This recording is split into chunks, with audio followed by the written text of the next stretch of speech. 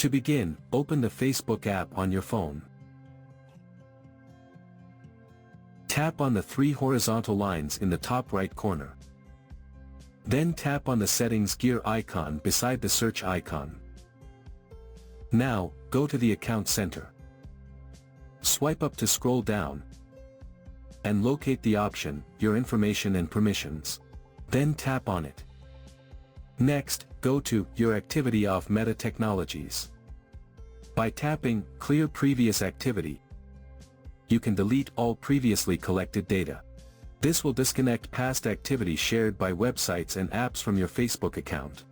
And to disable future activity, tap Manage Future Activity. On this page, select Disconnect Future Activity, and then tap Continue. Read the information on what will happen after disabling it, then tap Disconnect Future Activity. That's it.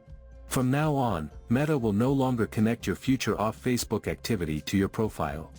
This enhances your privacy by preventing Facebook from tracking your activity outside the platform. So that's how you can stop Facebook from tracking your activity outside the app.